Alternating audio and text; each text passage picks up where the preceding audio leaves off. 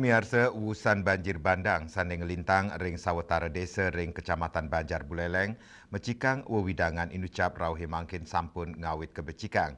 Pembersihan sisan banjir kantos normalisasi tukad digelisang oleh pemerintah.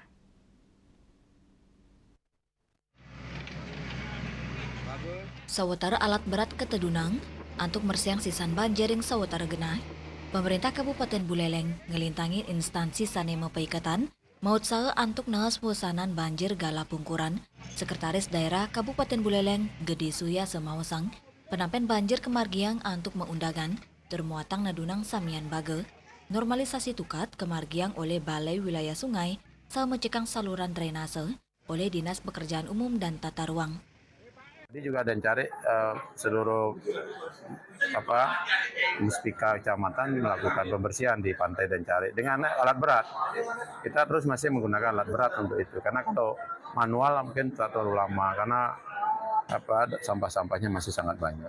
Jadi selebihnya untuk normalisasi sungai kan BWS. Ya, kita harus tahu bahwa status tukad itu kan yang menjadi kewenangan BWS. Nah, kecuali kalau drainasenya baru nanti kabupaten.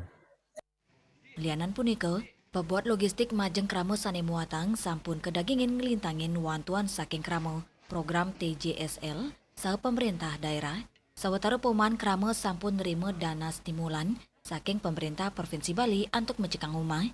Lianan punika, SD Negeri 5 Banjar, sanes durungyani keniwusanan banjir, kerencanayang, pacang merevitalisasi ring warsa kalitali pitung likur untuk pembangunan gedung bertingkat pengupayana risiko banjir ring galah pungkuran. Yasari Uli, Bali TV.